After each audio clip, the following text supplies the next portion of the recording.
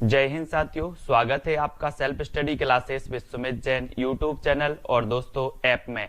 दोस्तों बहुत सारे स्टूडेंट को ऐप डाउनलोड नहीं करते बन रहा है या फिर कर भी लिया है तो कोर्स भी नहीं देख पा रहे हैं। तो मैं आज उनको बता दूं कि ये जो सेल्फ स्टडी क्लासेस इस प्रकार से जब आप प्ले स्टोर से करते हैं तो ये आपका वेल जो है आइकन उसमें लगा हुआ है ना। तो इस प्रकार से सेल्फ स्टडी क्लासेस आपको सर्च करना है और ऐसे आइकन में आपको ऐप मिलने वाला है। ठीक है, तो दोस्तों हम देखें कि प्ले स्टोर में आपको इस प्रकार से दिखेगा ये सेल्फ स्टडी क्लासेस। ठीक है, ये प्ले स्टोर में आपको सेल्फ स्टडी क्लासेस का ऐप दिखने वाला है।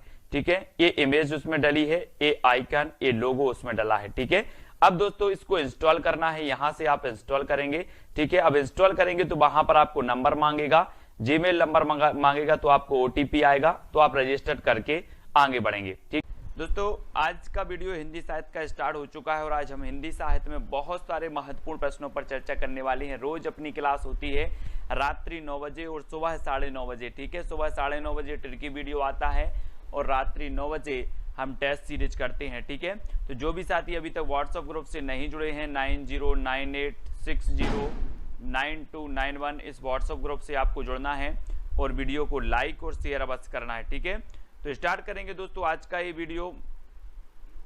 आंसू काव्य के रचनाकार कौन है? आंसू के बताना है आपको। सुमित्रा नंदन पंत हैं, सूर्यकांत त्रिपाठी निराला साहब हैं, या फिर जयशंकर प्रसाद या मैथिलीशरण गुप्त जी हैं।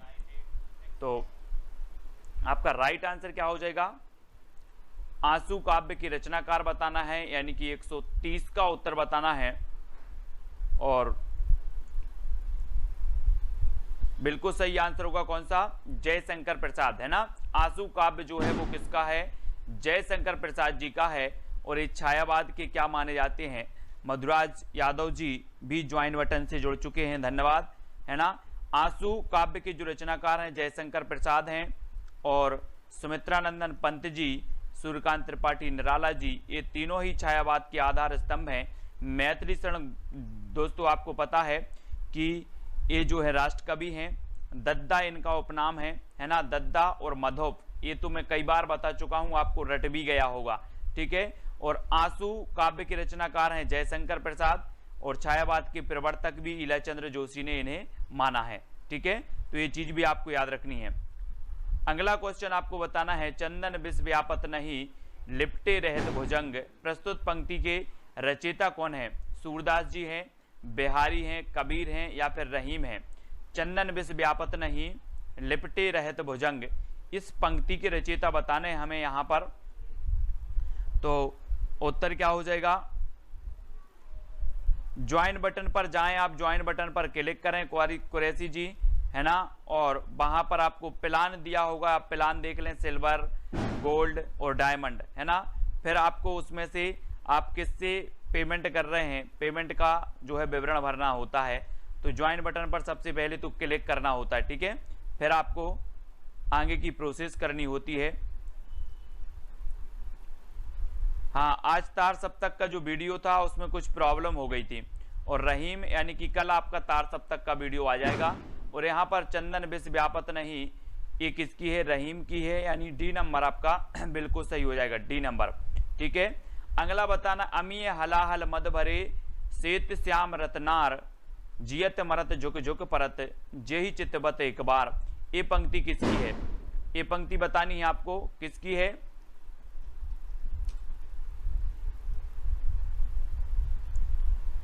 अमीय हलाहल मद भरे, बहुत ही बढ़िया पंक्ति है, कई बार पूछी भी गई है। तो ये पंक्ति किसकी हो जाएगी? आलम साहब की है, बिहारी की है, मतीराम या फिर रसलीन की है? एटीएम कार्ड से हो जाएगा, एटीएम से। और प्रश्न क्रमांक आपको पता है, अमीय हलाहल मद भरे यानी कि रसलीन, रसलीन यानी कि जो बी नंबर है वो आपका बिल्कुल सही हो जाएगा। ठीक है, अब इसको कैसे याद करोगे दोस्तों? याद करने की सिर्फ ट्रिक बता रहा हूं, ठीक है, मैं अर्थ नहीं बता रहा हूं। अमीय, अमीय से आप लेंगे कि अमीय से अपन बोलते हैं ना आम, है ना, आम। और आम में क्या होता है? रस होता है, रस। आम में क्या होता है? रस होता है, तो रसलीन, है ना। अमीय हलाहल मद भरे, इस प्रकार से हमें ट्रिक भी देख लेना है, याद भी कर लेना है ना। अगला है, जब जब होए धर्म की हानि बाड़े असुर अधम अभिमानी प्रस्तुत पंक्ति के रचयिता कौन है? रसखान, बिहारी, तुलसीदास या फिर कबीर। 4 विकल्प हैं, 133 का उत्तर बताना है। देखो ज्वाइन मेंबर का आपको बता रहा हूं कि जितने भी ज्वाइन मेंबर हैं उनके कमेंट मुझे एक साथ मिलते हैं, जितने भी उनके कमेंट होते हैं वो मुझे एक साथ देखने को मिलते हैं। दूसरी बात, ज्वाइन वालों के लिए जो सेशन है वो अलग से चलेगा, यानी कि ज्वाइन मेंबर के जो वीडियो हैं वो केवल ज्वाइन मेंबर ही देख पाएंगे, दूसरे मेंबर नहीं देख पाएंगे, है ना। और तो ज्वाइन मेंबर के लिए और भी है, आपको आपका जो कमेंट है वो हाईलाइट होता है, आपको इमोजी दिया जाता है स्पेशल। और आपका बिल्कुल सही आंसर होगा तुलसीदास, जब जब होए धर्म की हानि बाड़े असुर अधम अभिमानी, यानी कि जो बी नंबर है वो बिल्कुल सही हो जाएगा। ठीक है, तुलसीदास जी के बारे में आपको पता है कि जो तुलसीदास जी हैं राम काव्य धारा के श्रेष्ठ कवि माने जाते हैं तुलसीदास जी, और बी नंबर आपका बिल्कुल सही होगा। परहित सरस धर्म नहीं भाई, पर पीड़ा सम नहीं अधमाई प्रस्तुत पंक्ति के रचयिता कौन है?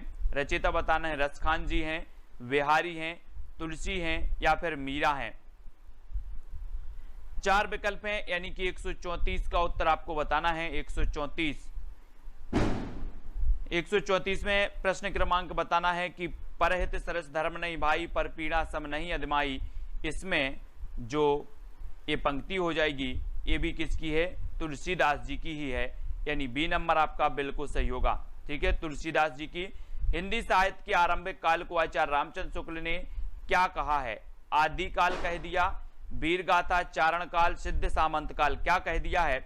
और दोस्तों जो विवेक शंकर की बुक मैंने आपको बताई थी वो अवेलेबल हो गई है ऑनलाइन, है ना। ऑनलाइन जो है अवेलेबल है, तो ऑनलाइन आप लोग खरीद सकते हैं किसकी? विवेक शंकर की बुक को। ठीक है, तो हिंदी साहित्य के आरंभिक काल को आचार्य रामचंद्र शुक्ल ने जो नाम दिया वो नाम दिया वीरगाथा काल। आदि काल जो नाम दिया गया हजारी प्रसाद द्वारा, चारण काल जो नाम दिया गया राम कुमार वर्मा ग्रियर्सन द्वारा, और सिद्ध सामंत काल राहुल सांकृत्यायन द्वारा दिया गया। ठीक है, तो हिंदी साहित्य के आरंभिक काल को आचार्य रामचंद्र शुक्ल ने कहा है, तो वीरगाथा काल यानी कि जो सी नंबर है वो बिल्कुल सही हो जाएगा। ठीक है, सी नंबर। और अगला है वीरगाथा काल का कवि कौन सा नहीं है? अब वीरगाथा काल के कवि तो आप सभी को पता है, सारे कवि पता हैं। आप गणपति शालिभद्र सूरी से लेकर आप चंद बरदाई तक सारे के सारे कवि आपको पता है। और आपका बिल्कुल सही आंसर क्या हो जाएगा? वीरगाथा काल के जो कवि नहीं है, जैसे आपने पढ़ा था कि जो नामदेव है, नामदेव ये भक्ति काल के माने जाते हैं, मधुकर हैं, जगनेक हैं, यानी कि आपका उत्तर बी नंबर बिल्कुल सही हो जाएगा। ठीक है, बी नंबर बिल्कुल सही होगा। तो नामदेव ये वीरगाथा काल के कवि नहीं है और बी नंबर बिल्कुल सही है। और अगला क्वेश्चन आपकी स्क्रीन पर है कि वीरगाथा काल के सर्वश्रेष्ठ कवि कौन माने जाते हैं? वीरगाथा काल के सर्वश्रेष्ठ कवि चंद्रबरदाई, जगनेक, दलपति विजय या फिर विद्यापति, कौन माने जाते हैं? सर्वश्रेष्ठ बताना है यहाँ पर। और दलपति विजय, इनकी एक खुमाण रासो रचना है, कौन सी है? खुमाण रासो, खुमाण रासो है। जगनेक की तो आला खंड आपको पता है, ठीक है, परमाल रासो जिसे कहा जाता है। विद्यापति की 3 प्रमुख रचनाएं कौन सी हैं? पदलता पताका। चंद्रबरदाई की तो पृथ्वीराज रासो आपको पता ही है। ठीक है, तो वीरगाथा काल की सर्वश्रेष्ठ जो रचना मानी जाती है, वो कवि माने जाते हैं, वो चंद्रबरदाई माने जाते हैं, यानी आपका उत्तर होगा ए नंबर। और चंद्रबरदाई का जो महाकाव्य है वो कौन सा है? पृथ्वीराज रासो है। ठीक है, और ये हिंदी का प्रथम महाकाव्य है, चंद्रबरदाई हिंदी के प्रथम महाकवि हैं, है ना। तो ए नंबर आपका बिल्कुल सही होगा। और अगला क्वेश्चन है पृथ्वीराज रासो की रचनाकार कौन है? दोस्तों पृथ्वीराज रासो के रचनाकार तो अधिकांश लोगों को पता है ना। जयदेव हैं, जगनेक हैं, चंद्रबरदाई हैं, विद्यापति हैं। ये 4 विकल्प हैं और 4 में से आपको पता है कि पृथ्वीराज रासो चंद्रबरदाई जी का ग्रंथ है ना। और बी नंबर आपका बिल्कुल सही हो जाएगा। अधिकांश लोगों को पता है, लेकिन आपसे पूछा जाता है दोस्तों कि कबीर की भाषा क्या थी? कबीर की भाषा क्या थी ये बतानी है। ब्रज थी, कन्नौजी थी, खड़ी थी या फिर सादुकड़ी थी? कौन सी थी? कबीरदास की जो भाषा थी वो भाषा कौन सी थी? यानी कि प्रश्न क्रमांक 139 का उत्तर बताना है।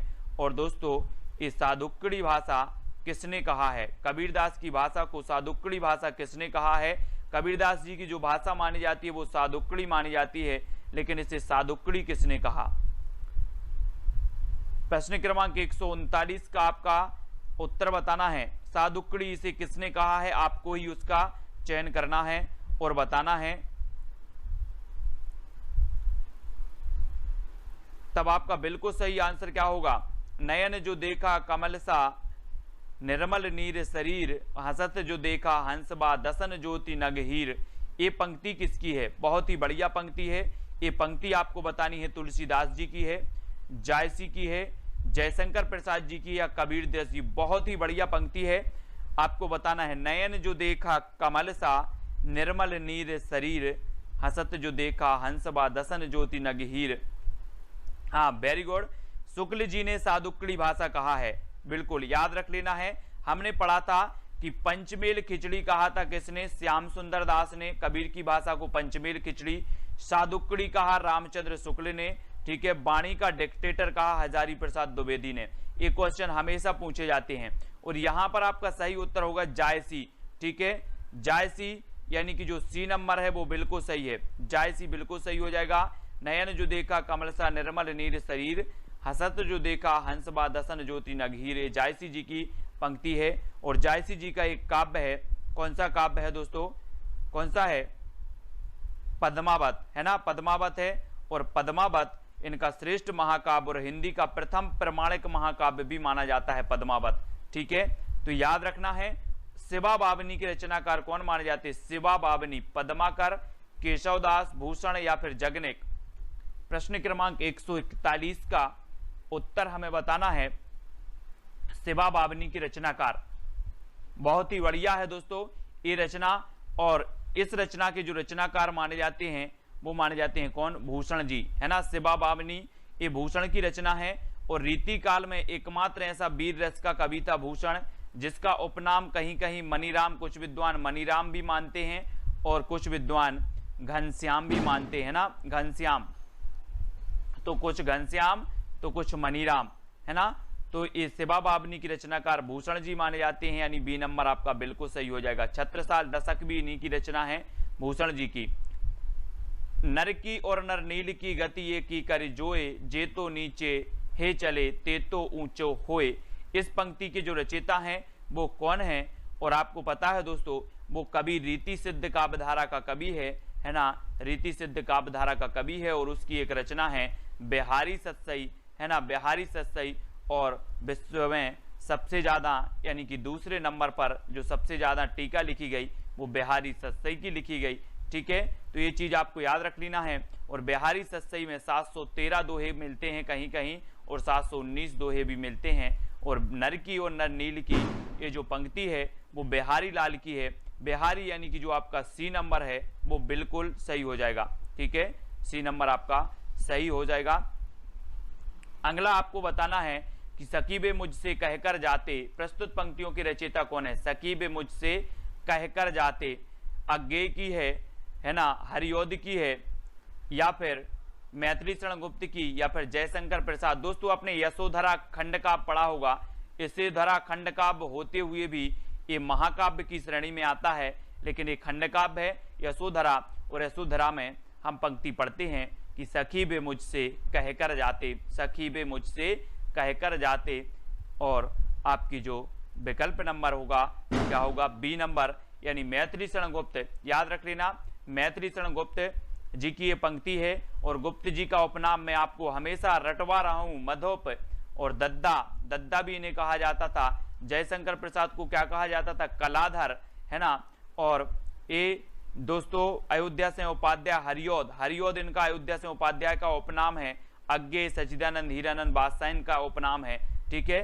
तो ये उपनाम का वीडियो मैंने आपको दिया है, ट्रिकी वीडियो दिया है, तो वो ट्रिकी वीडियो भी आपको देख लेना है। उपनाम वाला, कवियों के उपनाम हमेशा पूछे जाते हैं। हिंदी कविता को छंदों की परिधि से मुक्त कराने वाले थे तो कौन थे? हिंदी कविता को छंदों की परिधि से मुक्त कराने वाले बताना है। और दोस्तों आपको पता होगा कि जो छंद मुक्त रचना थी निराला जी की, वो कौन सी थी? छंद मुक्त रचना वो कौन सी थी? छंद मुक्त रचना थी तो वो थी दोस्तों आपकी जूही की कली, है ना, जूही की कली, जूही की कली याद रख लेना है। ये छंद मुक्त रचना थी किसकी, निराला की। तो कविता को छंदों की परिधि से मुक्त कराने वाले हैं तो वो कौन है, निराला जी। और निराला जी के बारे में रक्षाबंधन की मैंने आपको कहानी ही बनाई थी। इन्होंने कहा था कि हम जैसे फक्कड़ को कौन भाई बनाएगा, सूर्यकांत त्रिपाठी निराला। सरोज स्मृति, इन्होंने लंबा शोक गीत लिखा है, सरोज स्मृति, ये भी आपको याद रखनी है, सूर्यकांत त्रिपाठी निराला। और दोस्तों इन्हें क्रांतिकारी कवि भी कहा जाता है निराला जी को, तो इनके बारे में याद रख लेना है निराला जी के बारे में। और तितली किसकी रचना है, तितली बतानी है, तितली किसकी रचना है, जयशंकर प्रसाद की, श्याम सुंदर दास, आचार्य रामचंद्र शुक्ल, आचार्य महावीर प्रसाद द्विवेदी। तो प्रश्न क्रमांक 145, तितली, बहुत ही बढ़िया है ये रचना। तो आपका राइट आंसर क्या हो जाएगा दोस्तों, तितली के बारे में आपको बताना है। और तितली एक किसकी रचना है। और जो भी साथी अभी तक व्हाट्सएप ग्रुप से नहीं जुड़ पाए हैं वो 9098609291 ये व्हाट्सएप ग्रुप का नंबर है। तो व्हाट्सएप ग्रुप से आपको जरूर जुड़ना है, ठीक है, 9098609291 व्हाट्सएप ग्रुप से जुड़ना है। और तितली ये जयशंकर प्रसाद जी की है, जयशंकर प्रसाद, यानी कि आपका जो ए नंबर है वो बिल्कुल सही होगा, प्रसाद जी का, है ना। इनके नाटक हम पढ़ लेते हैं, सज्जन है, राजश्री है ना, कल्याणी है, और बहुत सारे नाटक हैं इनके, नाटक तो हमें याद रख लेना है। हाँ, कंकाल, तितली और इरावती, कंकाल, तितली और इरावती ये इनके उपन्यास हैं, बहुत बढ़िया। किसके उपन्यास हैं, ये उपन्यास हैं प्रसाद जी के, कंकाल, तितली और इरावती, इनको याद रखेंगे। और अतीत के चलचित्र के रचयिता कौन है, अतीत के चलचित्र, हाँ बताना है, अतीत के चलचित्र रचनाकार कौन है। और दोस्तों आपको बताना है कि कंकाल, तितली और इरावती में जो अधूरा उपन्यास है वो कौन सा है, जयशंकर प्रसाद जी का। इन तीनों में से बताना अधूरा उपन्यास कौन सा है। और अतीत के चलचित्र ये जो रचना है ये किसकी है, मैंने आपको पढ़ाया था, याद करवाया था, क्या करवाया था कि अतीत के गर्त से आपको कौन निकालेंगी, कौन निकालेंगी, महादेवी जी, महादेवी जी निकालेंगी। तो महादेवी वर्मा, अतीत के चलचित्र यानी कि महादेवी वर्मा। और सी नंबर आपका यहाँ पर बिल्कुल सही हो जाएगा, ठीक है। हाँ, इरावती अधूरा है, अंकुर जी, वेरी गुड। इरावती क्या है, अधूरा उपन्यास है जयशंकर प्रसाद जी का, इरावती। तो इरावती को याद रखना है। और अगला क्वेश्चन है आपका, पल्लव की रचयिता कौन है, पल्लव, पल्लव बताना है दोस्तों। छायावाद का मैनिफेस्टो इसे कहा जाता है, छायावाद का घोषणा पत्र इसे कहा जाता है। पल्लव को एक कई बार रचना पूछी गई है। और सुमित्रानंदन ये पंत की है, निराला की है, जयशंकर प्रसाद की है, या फिर महादेवी वर्मा की है। तो आपका राइट आंसर क्या हो जाएगा, कमलेश पाल जी, पल्लव की रचयिता।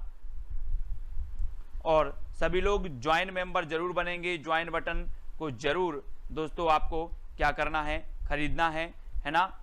और ज्वाइन मेंबर आप बन सकते हैं चैनल के, ठीक है।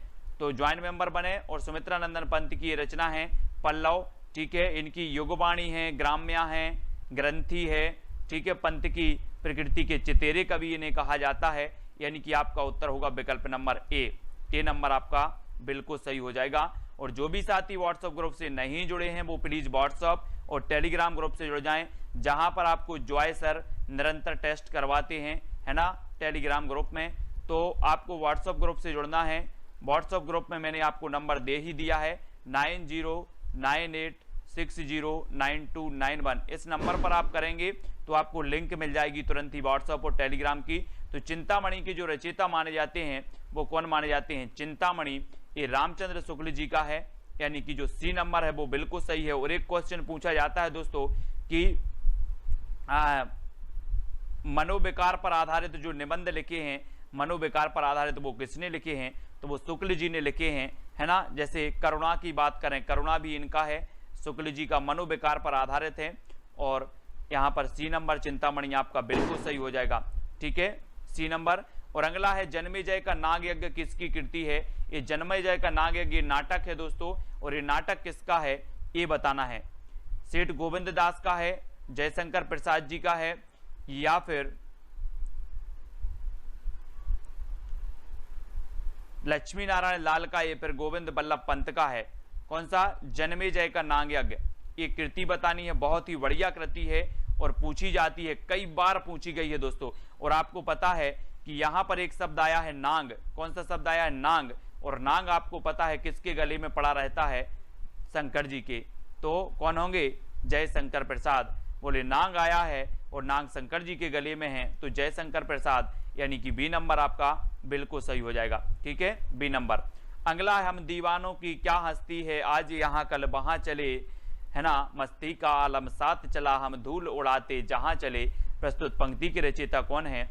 पंक्ति के बताना है। सियाराम शरण गुप्त हैं, भगवती चरण वर्मा हैं, सुभद्रा कुमारी चौहान या रामधारी सिंह दिनकर हैं। और मैंने आपको बताया है कई बार कि हम दीवाने हैं किसके? भगवती के। हम किसके दीवाने हैं? भगवती के दीवाने। आप बोलते ना कि दीवाना तेरा आया बाबा तेरे मंदिर में, इस प्रकार से माता तेरा मंदिर, इस प्रकार से एक बहुत ही बढ़िया भजन है, देवी गीत है ना। तो हम दीवानों की क्या हस्ती है, आज यहाँ कल वहां चले, मस्ती का आलम साथ चला। तो ये भगवती चरण वर्मा, यानी कि जो बी नंबर है वो बिल्कुल सही हो जाएगा। ठीक है, अगला है, सबसे पहले अपनी आत्मकथा हिंदी में किसने लिखी? सबसे पहले यहां पर विकल्प अनुसार बताना है दोस्तों आपको, है ना। 4 विकल्प हैं, 4 विकल्पानुसार इनमें से, निम्नलिखित में से सबसे पहले अपनी आत्मकथा हिंदी में किसने लिखी, ये चीज आपको बतानी है। 4 विकल्प हैं। कुछ लोग तो कंफ्यूज हो जाते हैं कि यहाँ सबसे पहले आत्मकथा लिखी राजेंद्र प्रसाद ने, है ना, ऐसे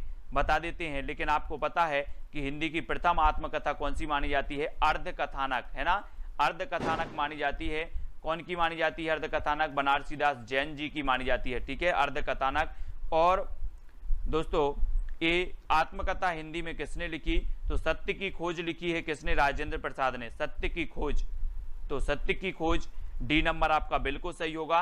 अर्ध कथानक हिंदी की प्रथम आत्मकथा बनारसी दास जैन की मानी जाती है। और अबला जीवन हाय तुम्हारी यही कहानी, आंचल में है दूध और आंखों में पानी, ये पंक्ति किसकी है? बहुत ही बढ़िया है। कहां से ली गई है, कौन से खंड काव्य से ली गई है, कौन सी रचना से ली गई है, ये चीज हमें बतानी है। और जिन भी साथियों ने पुराने ओल्ड पे वीडियो नहीं देखे हैं वो जरूर देखें। ट्रिकी वीडियो की आपकी 25 यानी कि 25 वीडियो ट्रिकी वीडियो के पहुंच चुके हैं आपके, जिसमें हमने साहित्य अकादमी से पुरस्कृत रचनाएं पढ़ी, कवियों के उपनाम पढ़े, व्यास सम्मान पढ़ा, ज्ञानपीठ पुरस्कार की रचनाएं पढ़ी। ठीक है, बहुत सारी रचनाओं को पढ़ा। और वो ट्रिकी वीडियो आपके अमेजिंग वीडियो हैं, बहुत ही बढ़िया वीडियो हैं। और अबला जीवन हाय तुम्हारी यही कहानी, आंचल में है दूध और आंखों में पानी, ये तो कई बार पंक्ति पूछी गई यशोधरा की। यशोधरा यानी कि जो सी नंबर आपका बिल्कुल सही हो जाएगा, है ना, ये यशोधरा की है। यशोधरा से ये पंक्ति ली गई है। और हिमालय के आंगन में उसे प्रथम किरणों का दे उपहार, उषा ने हंस अभिवादन किया और पहनाया हीरे का हार। तो ये पंक्ति किसकी रचयिता कौन है? पंक्ति के रचयिता, बहुत ही बढ़िया पंक्ति है। ये पंक्ति भी कई बार पूछी गई है दोस्तों कि हिमालय के आंगन में जो है उसे प्रथम किरणों का दे उपहार, उषा ने अभिवादन किया।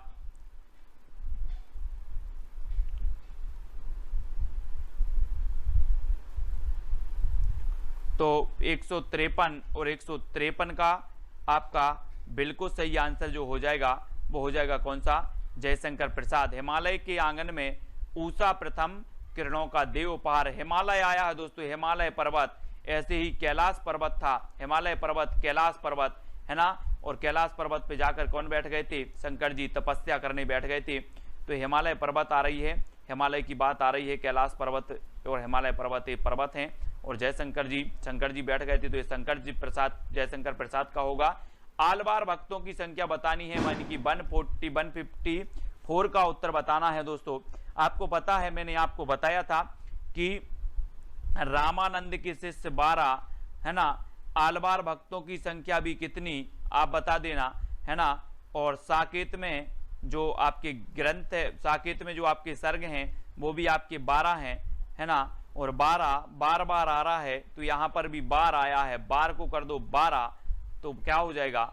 12। आलवार भक्तों की संख्या 12, यानी कि बी नंबर बिल्कुल सही हो जाएगा। ठीक है, 12 आया है और बार आ रहा है, और बार मतलब 12।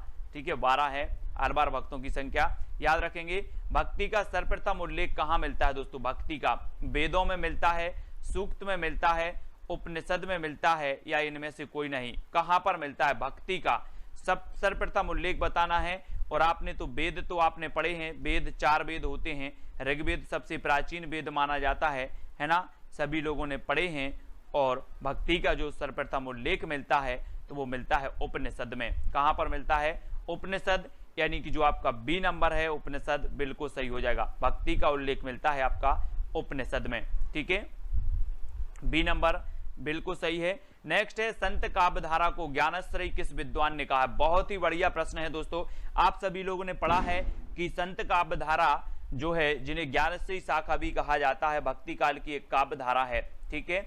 और एक काव्यधारा को जो ज्ञानाश्रयी शाखा कहा है तो वो किसने कहा है, ये चीज बतानी है। यानी कि प्रश्न क्रमांक 156 का उत्तर बताना है। 4 विकल्प हैं, 4 आलोचक हैं थे, और चारों में से आपका जो उत्तर जा रहा है वो क्या जा रहा है कि आचार्य रामचंद्र शुक्ल, इन्होंने ज्ञानाश्रयी शाखा कहा दोस्तों इसे, ठीक है। और ये नंबर आपका बिल्कुल सही होगा। संत काव्यधारा को ज्ञानाश्रयी कहने वाले जो विद्वान थे वो थे शुक्ल जी। संत शब्द को सतसाम्य किसने माना है? संत शब्द को सतसाम्य मानने वाले जो विद्वान थे वो कौन थे? डॉक्टर पीताम्बरनाथ बर्थवाल थे, आचार्य शुक्ल थे, डॉक्टर नगेंद्र थे, या परमेश्वर चतुर्वेदी थे? कौन थे संत शब्द को सतसाम्य मानने वाले? बहुत ही बढ़िया प्रश्न है। और संत शब्द को सतसाम्य मान लिया, और वो माना है किसने? परमेश्वर चतुर्वेदी ने सतसाम्य माना संत शब्द को। और दोस्तों हम क्या मान लेते हैं? संतों को परमेश्वर की उपमा दे देते हैं, और परमेश्वर चतुर्वेदी आपका डी नंबर बिल्कुल सही हो जाएगा, ठीक है, डी नंबर सही होगा। पीताम्बर, डॉक्टर पीताम्बरनाथ बर्थवाल के अनुसार गोरखनाथ के ग्रंथों की संख्या कितनी है? यानी कि 58।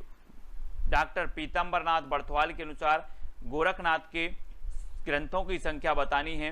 12 है, 14 है, 13 है, या फिर 12 है। आपने पढ़ा होगा दोस्तों कि जो आपका नाथ पंथ था, नाथ पंथ, और नाथ पंथ के जो प्रवर्तक माने जाते हैं मतेंद्र नाथ माने जाते हैं, और प्रमुख जो माने जाते हैं गोरखनाथ माने जाते हैं। मतेंद्र नाथ के मच्छेंद्रनाथ, मतेंद्रनाथ, ये उन्हीं के उपनाम हैं। और मच्छेंद्रनाथ के जो शिष्य थे वो गोरखनाथ थे, ठीक है।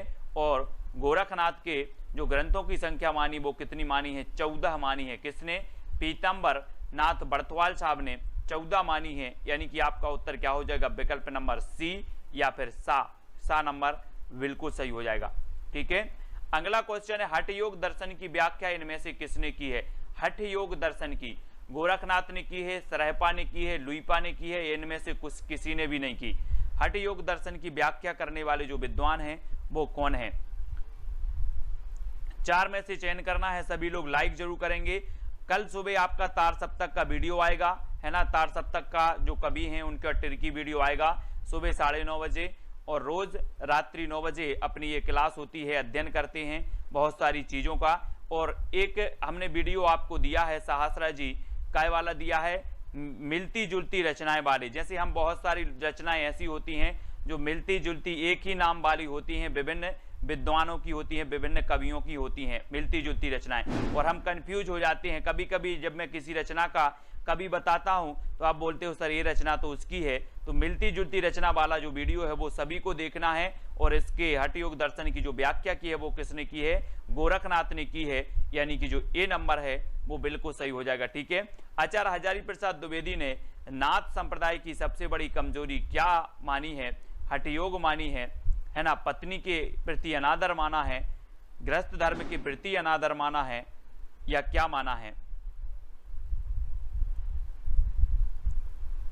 प्रश्न क्रमांक 160 का आंसर आपको बताना है।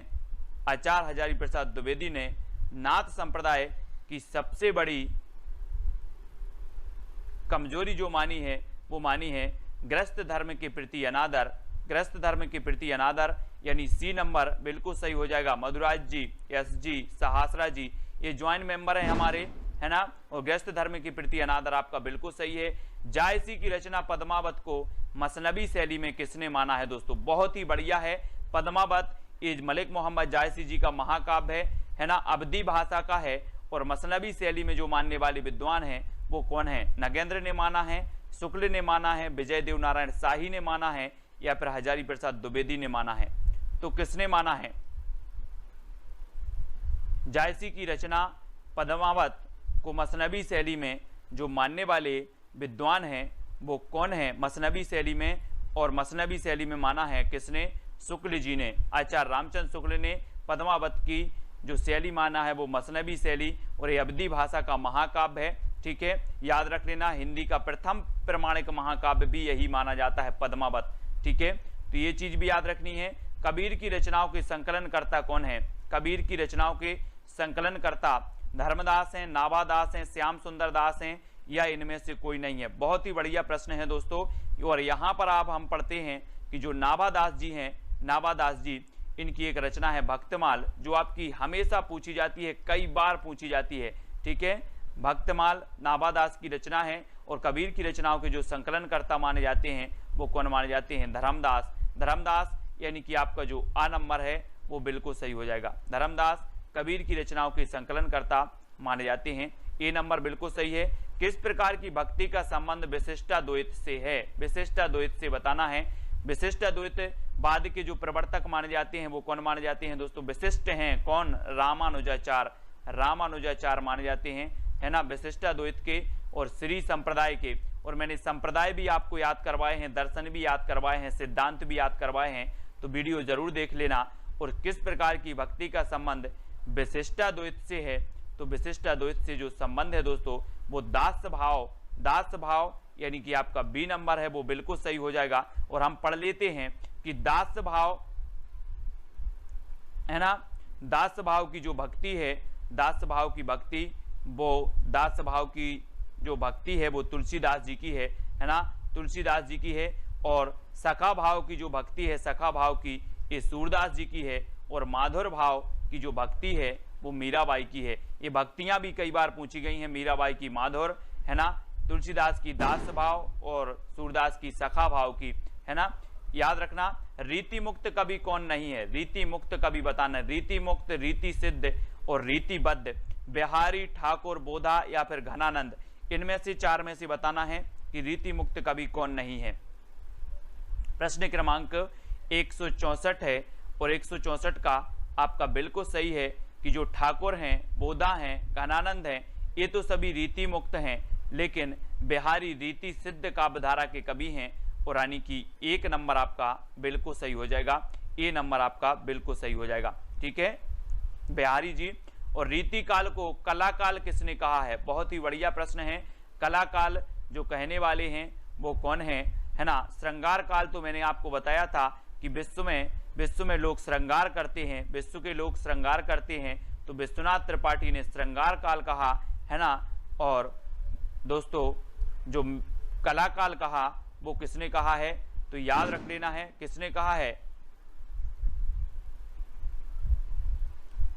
जल्दी बताओ।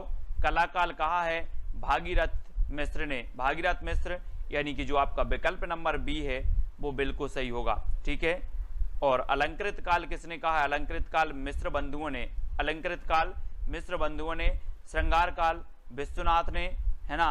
और कला काल कहा भागीरथ मिश्र ने, यानी कि जो बी नंबर है वो बिल्कुल सही हो जाएगा। ठीक है, मिश्र साहब ने, है ना, इसे कला काल कहा। बी नंबर बिल्कुल सही है, राइट आंसर है। और अगला क्वेश्चन है अखरावट किसकी रचना है? अखरावट, है ना, अखरावट बताना है। अखरावट, पद्मावत, ये रचनाएं हैं, तो वो रचनाएं किसकी हैं, है ना। और ये रचनाएं मानी जाती हैं दोस्तों किसकी? मलिक मोहम्मद जायसी साहब। जायसी यानी कि जो विकल्प नंबर 1 आपका बिल्कुल सही हो जाएगा। और जायसी सूफी काव्यधारा के प्रमुख कवि माने जाते हैं और अखरावट इन्हीं की रचना है, ये चीज भी याद रखनी है। ठीक है, सूरदास जी कृष्ण काव्यधारा के प्रमुख, तुलसीदास जी राम काव्यधारा के प्रमुख, कबीर संत काव्यधारा के प्रमुख और जायसी सूफी काव्यधारा के प्रमुख, ये तीनों ही शाखाएं चली दोस्तों किसमें? भक्ति काल में। और अखरावट रचना आपसे पूछी गई तो अखरावट आपने बता दी कि सर ये तो जायसी जी की है, यानी कि ये नंबर आपका बिल्कुल सही हो जाएगा। अपनी रचना में समुद्र का वर्णन करने वाले एकमात्र कवि कौन है? बहुत ही बढ़िया प्रश्न है। अपनी रचनाओं में समुद्र का वर्णन करने वाले एकमात्र कवि कौन है? कबीरदास जी, तुलसीदास जी, जायसी या फिर सूरदास जी। मोस्ट इंपॉर्टेंट आईएमपी क्वेश्चन है। प्रदीप जी, है ना, कंचन जी। प्रश्न क्रमांक 167 का जो उत्तर आपका सही होगा वो होगा जायसी। अपनी रचना में समुद्र का वर्णन करने वाले जो कवि माने जाते हैं वो माने जाते हैं जायसी। और बी नंबर आपका बिल्कुल सही हो जाएगा। वही भावना के क्षेत्र में रहस्यवाद है, ये कथन किसका है, ये चीज हमें बतानी है। 4 विकल्प हमारे सामने मौजूद हैं, ठीक है। तो सभी लोग वीडियो को लाइक कर देंगे, शेयर कर देंगे। और जो दर्शन के क्षेत्र में अद्वैत है, वही भावना के क्षेत्र में रहस्यवाद है, ये कथन किसका है, आचार्य शुक्ल जी का है, डॉक्टर नगेंद्र का है, आचार्य हजारी प्रसाद द्विवेदी का है, या फिर रामकुमार वर्मा का है। तो आपका राइट आंसर आपको बताना है 4 विकल्पों के माध्यम से। उत्तर क्या हो जाएगा? अपने ग्रुप में मैसेज चल रहा था, है ना, किसी ने विवेक शंकर की बुक के बहुत 4, 5, 6 प्रश्न डाले थे और बहुत ही बढ़िया बुक है, मैंने भी वो प्रश्न देखे थे, है ना। और YouTube में भी इस बुक का मैंने रिव्यू लिया और बुक का देखा, तो बहुत ही बढ़िया बुक है। इसमें सन भी दिए हैं, तो क्रमबद्ध अध्ययन भी आपका होगा, ठीक है। तो स्टार्ट करेंगे और आपका इसका सही उत्तर होगा डॉक्टर नगेंद्र। डॉक्टर नगेंद्र यानी कि जो आपका बी नंबर है वो बिल्कुल सही हो जाएगा, ठीक है। जो दर्शन के क्षेत्र में अद्वैत है, वही भावना के क्षेत्र में रहस्यवाद है, ये नगेंद्र जी की बहुत ही बढ़िया ये परिभाषा दी है, यानी बी नंबर आपका बिल्कुल सही हो जाएगा। दीपश्री जी, सहासरा जी, यस जी, ये हमारे ज्वाइंट मेंबर जुड़ चुके हैं, इनके लिए बहुत बहुत धन्यवाद। और जो भी साथी ज्वाइंट मेंबर बनना चाहते हैं चैनल के, वो ज्वाइंट मेंबर अवश्य बने, ठीक है। और जानकी मंगल की जो भाषा है वो क्या है, मैंने आपको बताई थी दोस्तों कि जहां पर मंगल आए और जहां पर राम आए, वो अवधी भाषा की रचनाएं हो जाती हैं तुलसीदास जी की। तुलसीदास जी की 12 प्रमाणिक रचनाएं मानी गई दोस्तों, है ना। और 12 में आपको जो मैंने आपको बताई थी, ट्रिक बताई थी कि कौन सी ब्रज भाषा में है, कौन सी अवधी भाषा में है, और यहां पर जानकी मंगल की पूछी गई, तो ये जानकी मंगल आया यानी कि आपकी कौन सी भाषा हो जाएगी, अवधी, यानी कि बी नंबर आपका बिल्कुल सही हो जाएगा, ठीक है। अलंकार पंचाशिका किसकी रचना है? बहुत ही बढ़िया प्रश्न है, मतीराम का, है ना, या फिर बोधा, घनानंद, आलम, ये किसकी रचना है दोस्तों? अलंकार पंचाशिका आपको बताना है। मधुराज जी ने गोल्ड प्लान खरीदा है, किसने? मधुराज जी ने। 3 प्लान है अपने, सबसे पहला सिल्वर प्लान है, ठीक है, जो 59 रुपए पे करके आपको ये सिल्वर प्लान खरीदना है। दूसरा आपका गोल्ड है जो आपको 159, और तीसरा है डायमंड जो आपको 299। तो आपको खरीदना है दोस्तों और ज्वाइन मेंबर बनना है, ठीक है। और अलंकार पंचाशिका यहां पर पूछा गया, तो मतीराम यानी कि जो आ नंबर है वो आपका बिल्कुल सही हो जाएगा। अलंकार पंचाशिका के जो रचनाकार हैं वो कौन है? मतीराम है ना। और आपकी मति यानी कि आपके भाव हमेशा होते हैं अलंकार करने के, अलंकार करने के, अलंकार पढ़ने के भाव होते कि नहीं होते? होते होंगे। मतीराम जी की है, ठीक है। रीतिकाल का कोई भी कभी भक्ति भावना से हीन नहीं है, हो भी नहीं सकता था, क्योंकि भक्ति उसके लिए मनोवैज्ञानिक आवश्यकता थी। उपरोक्त कथन किसका है? बहुत ही बढ़िया कथन है दोस्तों। रीति काल में रीतिबद्ध, रीति सिद्ध और रीति मुक्त काव्य धारा हमने पढ़ ली है, और रीति काल का कोई भी कभी भक्ति भावना से हीन नहीं है, हो भी नहीं सकता था, क्योंकि भक्ति उसके लिए मनोवैज्ञानिक आवश्यकता थी। उपरोक्त कथन किसका है? तो ये बुक जो है दोस्तों मैंने आपको जो बताई है, ये बुक सभी लोग खरीद लें, फिर मैं इसी बुक से आपको पढ़ाऊंगा, तो आपको बहुत ही मजा आएगा और आपका जो अध्ययन है वो बहुत ही अच्छा चलेगा, है ना। तो सभी लोगों को बुक खरीदना है, और रीतिकाल का कोई भी कभी भक्ति भावना से हीन नहीं है, हो भी नहीं सकता, ये जो कथन है ये डॉक्टर नगेंद्र साहब का है, यानी कि जो विकल्प नंबर आपका आ है वो बिल्कुल सही हो जाएगा, आ नंबर, ठीक है। आ नंबर आपका सही होगा दोस्तों। मैं कब से ढूंढ रहा था इस बुक को, और आउट ऑफ स्टॉक चल रही थी, कौन सी? विवेक शंकर जी की, लेकिन अब जाके कहीं ये स्टॉक में है ना। रामचंद्रिका को छंदों का अजायब घर किसने कहा है? बहुत ही बढ़िया प्रश्न है। आपको पता होगा दोस्तों कि रामचंद्रिका ये केशवदास की भक्तिकालीन रचना मानी जाती है, और ये भक्तिकालीन जो रचना है दोस्तों इसे छंदों का अजायब घर कहा जाता है। और आपको पता होगा कि आदिकाल में एक रचना है पृथ्वीराज रासो है, और ये पृथ्वीराज रासो जो है दोस्तों इसे भी छंदों का अजायब घर कहा जाता है ना। हिंदी साहित्य डॉक्टर विवेक शंकर जी, और इसकी लिंक दी है आपकी डिस्क्रिप्शन में, मैंने लिंक दे दी है साइट की जहां से आप खरीद सकते हैं। साथ ही व्हाट्सएप नंबर भी, उस लिंक का जो संबंधित व्हाट्सएप नंबर है वो भी आपको दिया है। कहीं आपको दिक्कत होती है तो व्हाट्सएप नंबर में आप उनसे कंफर्म कर सकते हैं, और ये जो डिलीवरी है आपकी होम डिलीवरी हो जाएगी, ठीक है। तो रामचंद्रिका को छंदों का अजायब घर जो कहा है वो आचार्य शुक्ल ने कहा है, यानी कि जो आपका ए नंबर है वो सही हो जाएगा। ठीक है, रामचंद्रिका किसकी रचना है, तो ये केशव दास की है, केशव दास। तो ये चीज भी आपको केशव दास को याद रखना। इनकी रचना है दोस्तों रसिक प्रिया है, विज्ञान गीता है ना, विज्ञान गीता, रसिक प्रिया, छंदमाला, रामचंद्रिका, ये सारी रचनाएं किसकी हैं, केशव दास जी की हैं। ठीक है, निस दिन बरसत नैन हमारे, सदा रहत पावस ऋतु हम पे, जब ते श्याम सिधारे, पंक्ति किस कवि की है। चार विकल्प हैं, 173 का आंसर आपको बताना है। तुलसी की है, सूर्य की है, बिहारी की है, या फिर कबीर की है। निस दिन बरसत नैन हमारे, सदा रहत पावस ऋतु, तो उत्तर क्या हो जाएगा, हाँ निकिता जी ने सेंड किया था, है ना, बहुत बढ़िया। और निस दिन बरसत नैन हमारे, सदा रहत पावस ऋतु हम पे, जब ते श्याम सिधारे, ये जो पंक्ति है प्रश्न क्रमांक 173, और 173 का उत्तर आपका सूरदास जी की है, और बी नंबर आपका बिल्कुल सही हो जाएगा, बी नंबर। ठीक है, सूरदास जी की बी नंबर आपका बिल्कुल सही है। नेक्स्ट है, रीतिकाल को जॉर्ज ग्रियर्सन ने कहा है, तो क्या कहा है दोस्तों। अब बाद में आप लोग नहीं बोलना सर बुक बताओ, मैंने आपको बुक बता दी है पीजीटी के लिए भी और नेट के लिए भी, है ना, और आरपीएससी के लिए भी।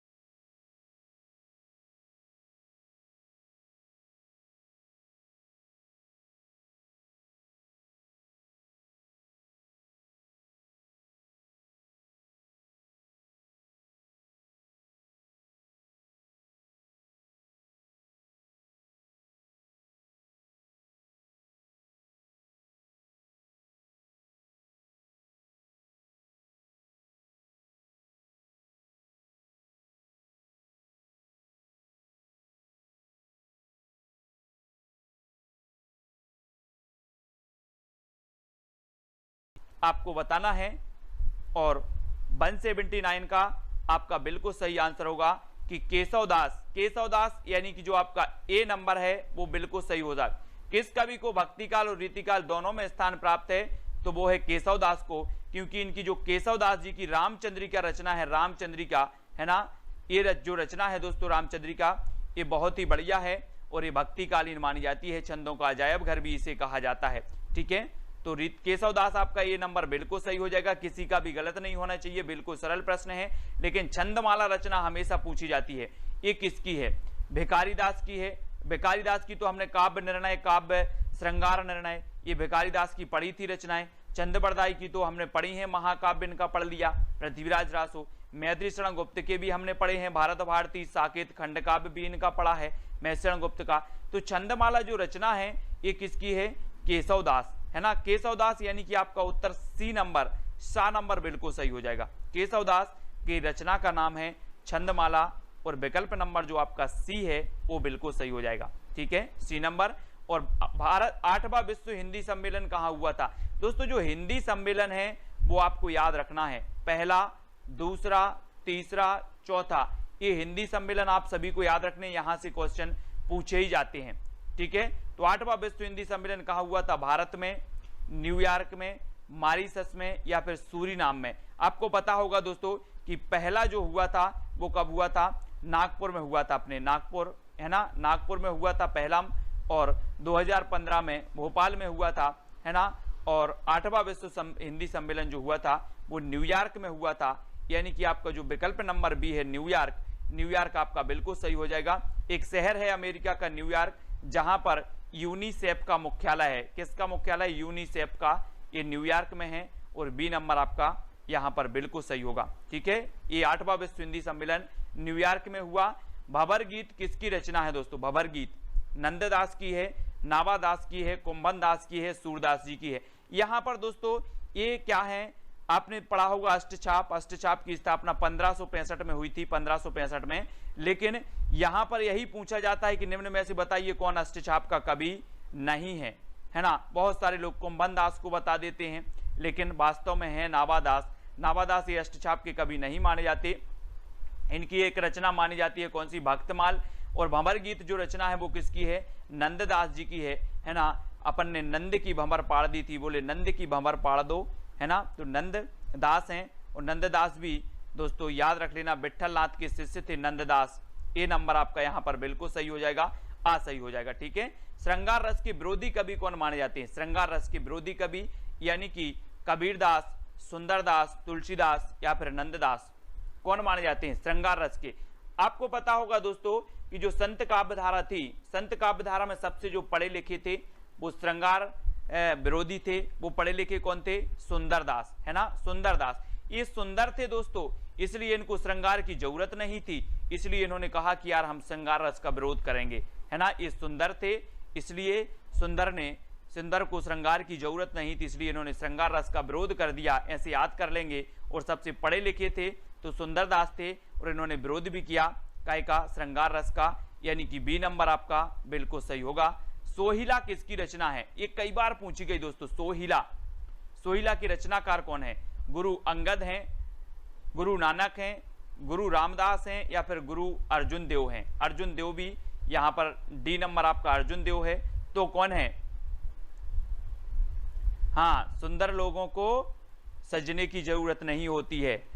तो सोहिला की रचनाकार भी हमें लिखना है, और सोहिला के रचनाकार आपके होंगे गुरु नानक। गुरु नानक यानी कि जो विकल्प नंबर आपके बी हैं वो बिल्कुल सही हो जाएगा। ये सिख संप्रदाय के प्रवर्तक माने जाते हैं और सिखों के प्रथम गुरु माने जाते हैं। गुरु गोविंद सिखों के 10वें गुरु माने जाते हैं, और गुरु ग्रंथ साहिब का जो संकलन किया था वो गुरु अर्जुन देव ने किया था।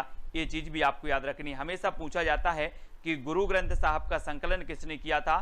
तो गुरु अर्जुन देव ने किया था। ठीक है, और जो फिलहाल सोहिला आपसे पूछा गया तो सोहिला रचना किसकी है? गुरु नानक देव की। ठीक है, तो बी नंबर आपका बिल्कुल सही होगा।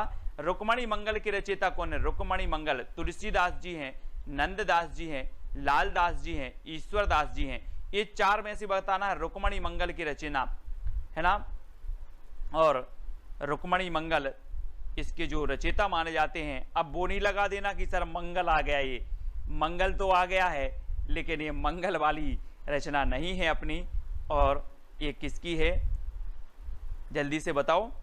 ये दोस्तों नंददास की रचना है। किसकी? नंददास। रुक्मणी मंगल की रचयिता है नंददास, जानकी मंगल की रचयिता है तुलसीदास। इसलिए कंफ्यूज नहीं होना है ना। बहुत सारे लोग ए लगा देंगे, अभी देखो ये नहीं लगाना है। ये रुक्मणी मंगल नंददास जी की रचना है, जानकी मंगल तुलसीदास की रचना है ना।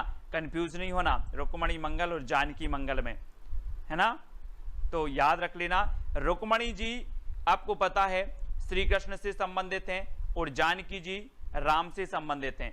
तो जानकी राम से संबंधित यानी कि राम काव्यधारा के तुलसीदास, और रुक्मणी कृष्ण से संबंधित तो कृष्ण काव्यधारा के नंददास। इसलिए रुक्मणी मंगल नंददास की और जानकी मंगल तुलसीदास की। इस प्रकार से याद कर लेंगे। अगला देख लो, द्वैता द्वैतवाद के प्रवर्तक कौन हैं? मध्वाचार्य हैं, रामानुजाचार्य हैं, रामानंद हैं या फिर निम्बार्क हैं। द्वैता द्वैतवाद हमने आपको याद करवाया था दोस्तों। कैसे करवाया था? ट्रिक किसी को अगर याद है तो वो बता देंगे। कैसे? नींबू दे दे के हम परेशान हो गए। हमने आपको याद करवाई थी दे दे, तो यहां पर आ गया क्या? दे, और दे के हम क्या परेशान हो गए? नींबू दे के परेशान हो गए, है ना। तो कौन होंगे? नींबू से आपका बनेगा निम्बार्काचार्य। ये द्वैता द्वैतवाद के कौन होंगे? प्रवर्तक होंगे। यानी आपका उत्तर क्या हो जाएगा? विकल्प नंबर डी। ठीक है, डी नंबर आपका बिल्कुल सही है। अब गलत नहीं करना कोई भी। बहुत सारे लोग बी बता रहे हैं, बी नहीं बताना है ना। द्वैता द्वैतवाद के कौन है? निम्बार्काचार्य, क्योंकि नींबू दे के हम क्या हो गए? परेशान हो गए, नींबू। ठीक है, तो डी नंबर बिल्कुल सही होगा। अबदू गगन मंडल घर कीजिए, ये पंक्ति किसकी है? कबीर की, जायसी, सूरदास या फिर तुलसीदास की। अबदू गगन मंडल घर कीजिए, बहुत ही बढ़िया रचना है। और ये रचना किसकी मानी जाती है? दीप प्रकाश जी। किसकी मानी जाती है? अबदू गगन मंडल रस घर कीजिए। और ये मानी जाती है कबीरदास जी की। किसकी? कबीरदास। यानी कि आपका जो ए नंबर है कबीरदास जी की, ये बिल्कुल सही होगा। अबदू गगन मंडल घर कीजिए। ठीक है, हाँ, नींबू का अचार दे दो। अंकुर जी पनवर, नींबू का अचार दे दो। अगला, हृदय की मुक्तावस्था को रस दशा किसने माना है ना। बहुत सारे लोग हैं जो ट्रिक बनाना भी सीख गए हैं, ट्रिक से पढ़ना भी सीख गए हैं और याद करना भी सीख गए हैं। पहले क्या होता था कि बहुत सारी रचनाएं थी। बहुत सारे स्टूडेंट दोस्तों ये बोलते हैं कि सर आपने हिंदी साहित्य में इंटरेस्ट ला दिया। मेरा बिल्कुल मन नहीं करता था, रचनाएं याद नहीं होती थी, इंटरेस्ट नहीं, मतलब मन नहीं लगता था हिंदी साहित्य में। लेकिन जब आपकी ट्रिक पढ़ी और आपका वीडियो देखा तो हिंदी साहित्य में इंटरेस्ट आ गया। हिंदी साहित्य अब अच्छा लगने लगा। पहले ऐसा लगता था कि कौन पढ़े हिंदी साहित्य में, बहुत रचनाएं हैं, बहुत कवि हैं, बहुत कुछ है, बहुत भारी सिलेबस है इसका। लेकिन अब क्या है कि अच्छा लगने लगा और याद होने लगा और लगता है कि पढ़ते ही रहें, ऐसा। ठीक है, तो हृदय की मुक्तावस्था को रस दशा किसने माना? आचार्य शुक्ल ने, डॉक्टर नगेंद्र ने, डॉक्टर हजारी प्रसाद द्विवेदी या फिर राम कुमार वर्मा ने। तो हृदय की मुक्तावस्था को रस दशा, रस हम पढ़ते हैं दोस्तों कि जो 8 रस हैं, 8 रस माने भरत मुनि ने, 9वां रस जोड़ दिया शांत रस, फिर भक्ति रस, और फिर दोस्तों आपका वात्सल रस, वात्सल का चितेरा कवि सूरदास जी, है ना। तो यश जी, मधुराज जी, प्रदीप जी, है ना। हृदय की मुक्तावस्था को रस दशा यानी कि आचार्य शुक्ल ने कहा, यानी कि जो आ नंबर है वो आपका बिल्कुल सही हो जाएगा। हृदय की मुक्तावस्था को रस दशा किसने माना है? तो आचार्य शुक्ल जी ने माना है। ये नंबर आपका बिल्कुल सही होगा।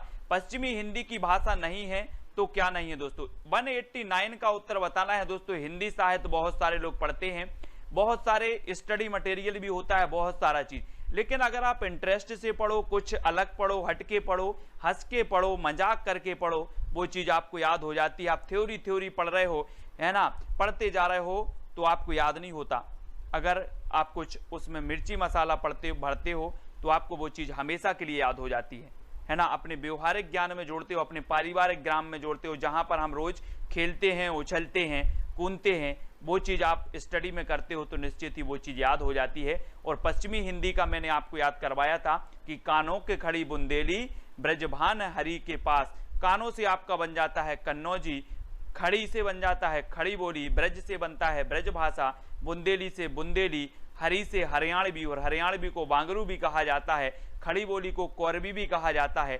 इन सारी को लिखना है दोस्तों। और यहाँ पर नहीं है पूछा गया है तो आपको पता है कि जो अवधी है, अवधी ये पूर्वी हिंदी की भाषा है। और अवधी की मैंने आपको याद करवाई थी कि अब छत्तीसगढ़ी, अवधी, बघेली और छत्तीसगढ़ी ये तीनों भाषाएं पूर्वी हिंदी की हैं, है ना। ये कोड भूल नहीं जाना, एक क्वेश्चन आपका हर एग्जाम में बनता है। पूर्वी हिंदी पश्चिमी हिंदी से हर एग्जाम में एक क्वेश्चन बनता है ना। ये आपको याद रखना है। कौन सा संचारी भाव नहीं है? शोक, अमर्ष, हर्ष या फिर गर्व। संचारी भाव बताना है। 4 विकल्प हैं और संचारी भाव आपको पता है कितने होते हैं? 33 संचारी भाव हमने पढ़े हैं, लेकिन 34वां संचारी भाव माना है किसने? छल नामक संचारी भाव मान लिया देव कवि ने, है ना। सभी को पता है, रटा हुआ है। अगर ये क्वेश्चन पूछा भी जाता है कि 34वां संचारी भाव जो माना है वो किसने माना है, तो देव कवि ने। यानी कि आपका यहाँ पर जो उत्तर होगा वो होगा शोक। संचारी भाव नहीं है तो शोक नहीं है। शोक क्या है दोस्तों? स्थायी भाव की श्रेणी में आता है ना। तो हम बोलते ना कि जहां पर शोक नामक स्थायी भाव जागृत होता है वहां पर आपका करुण रस हो जाता है, ठीक है। तो याद रख लेना, ये शोक स्थायी भाव है, संचारी भाव नहीं है, यानी कि ए नंबर आपका बिल्कुल सही होगा। रीति के लिए मार्ग शब्द का प्रयोग किसने किया? रीति के लिए मार्ग शब्द का प्रयोग बताना है दोस्तों, किसने किया है? रीति संप्रदाय के जो प्रवर्तक माने जाते हैं वो कौन माने जाते हैं? बामन माने जाते हैं, बामन, है ना। और रीति शब्द के लिए जो मार्ग शब्द का प्रयोग करने वाले हैं बामन हैं, शुक्ल हैं, कुंतक या फिर भरत मुनि हैं। सारे लोग वीडियो को लाइक जरूर करेंगे।